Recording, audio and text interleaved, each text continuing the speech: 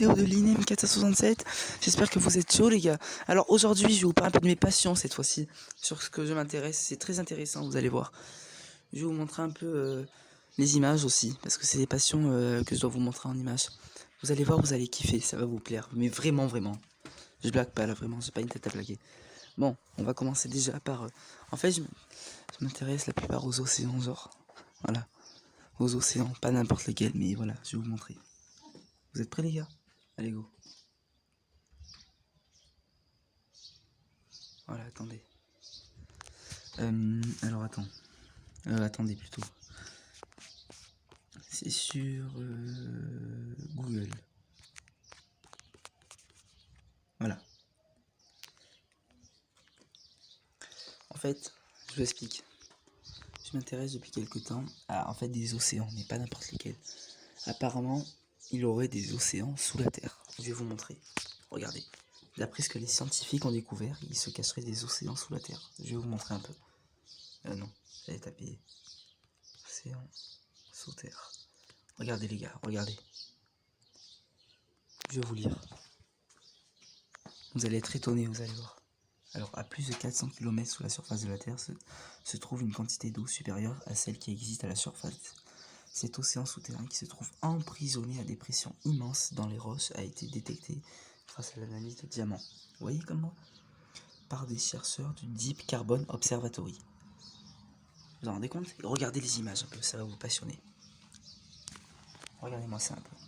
Regardez, regardez, regardez. Vous voyez? Voilà. À quoi ressemblerait. Là, il y a de la lumière, mais voilà à quoi ça. Pas trop là, regardez. Attendez plutôt. Voilà, là. Voilà à quoi ça ressemblerait.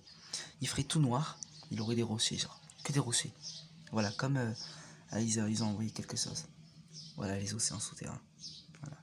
Ça se cacherait sous la... Voilà. Des océans gigantesques dans les profondeurs de la Terre. C'est ce que diraient les scientifiques après avoir découvert ce gigantesque océan. Regardez.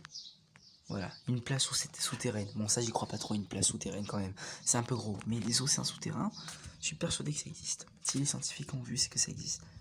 Un océan gigantesque à 700 km sous la surface de la Terre. Voilà. Les secrets des profondeurs terrestres. Voilà.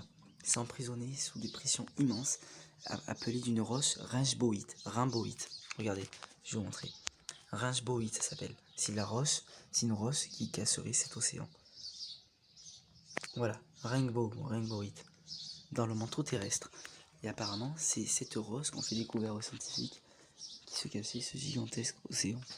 C'est grâce à cette rose que les scientifiques ont découvert cet océan.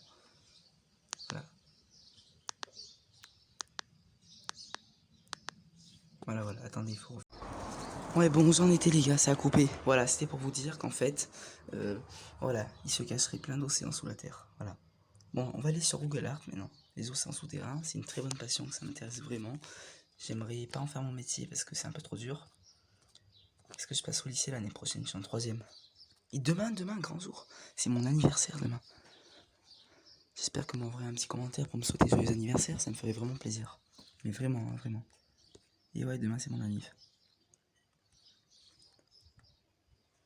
Demain, l'INEM, il a 15 ans déjà.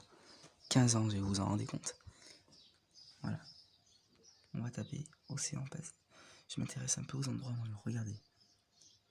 Apparemment, vous savez que la Nouvelle-Zélande, ça serait l'opposé de la France. Elle serait sous la France. Apparemment. D'après ce qu'on a trouvé, la Nouvelle-Zélande serait sous la France. Ça serait l'opposé de la France. Regardez.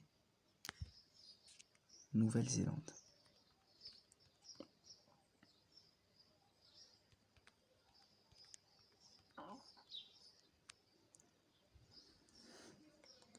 Regardez. Voilà, on va y être. Regardez. Vous voyez la France là? Là, on voit pas trop bien. Voilà. On avance un peu. Voilà les voyages que je voudrais faire. Parce qu'en fait, avant, j'avais peur de l'avion. Et maintenant, d'un coup, j'ai plus peur. Et j'ai envie de faire le bout du monde. C'est pour ça que j'ai convaincu ma famille que ça serait trop bien. Bon, vous allez dans... Voilà, regardez. Voilà, bon. Je vais vous montrer... qu'est-ce que je peux vous montrer là, les gars?